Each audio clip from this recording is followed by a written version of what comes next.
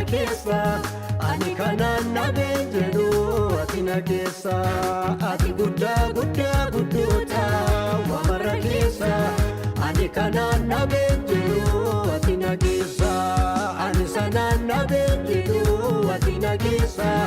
ani kanaan nabeen jedhu ati na keessa ani sanaan nabeen jedhu ati na keessa ani kanaan nabeen jedhu ati na keessa.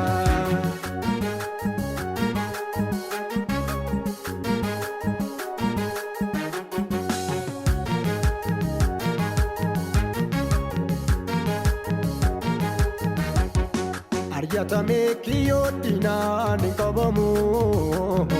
ani ziraido arsati nabamu nafayisuuf jette fandorratti duute riqicha keenya gaaf galaanichi guute nafayisuuf jette fandorratti duute riqicha keenya gaaf galaanichi guute riqicha keenya gaaf galaanichi guute riqicha keenya gaaf galaanichi guute riqicha keenya gaaf galaanichi guute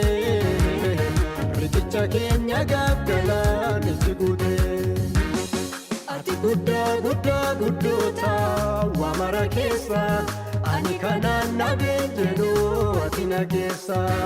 ati guddaa guddaa guddoota wamara keessa ani kanaan nabeen jedhu ati na keessa ani sanaan nabeen jedhu ati na keessa ani kanaan nabeen jedhu ati na keessa ani sanaan nabeen jedhu ati na keessa ani kanaan nabeen jedhu ati na keessa.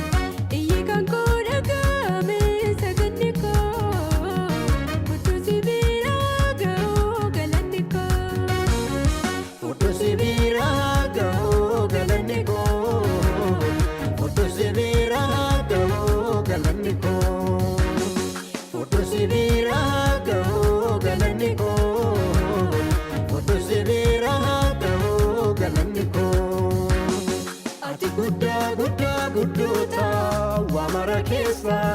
ani kanaan nabeen jedhu ati na keessa ati guddaa guddaa guddoota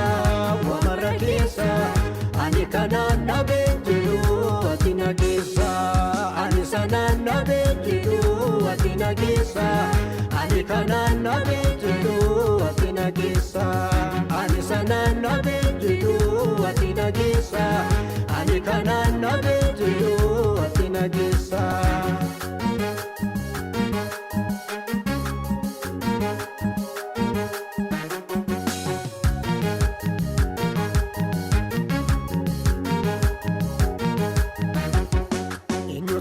Basa anaaf gatii cubbuu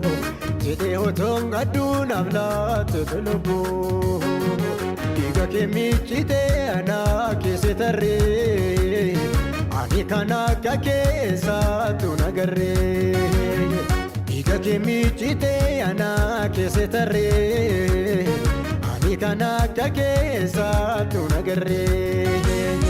ani kan akka keessaatu nagarree ani kan akka keessaatu nagarree ani kan akka keessaatu nagarree ani kan akka keessaatu nagarree ati guddaa guddaa guddoota wamara keessa ani kanaan nabeen jedhu ati na keessa ati guddaa guddaa guddoota wamara keessa ani kanaan nabeen jedhu ati na keessa ani sanaan nabeen jedhu ati na keessa ani kanaan na beektu ati nageessa ani sanaan na beektu ati nageessa ani kanaan na beektu ati nageessa sanan na beektu ati nageessa kana tafee sana tafeen jedhu ati nageessa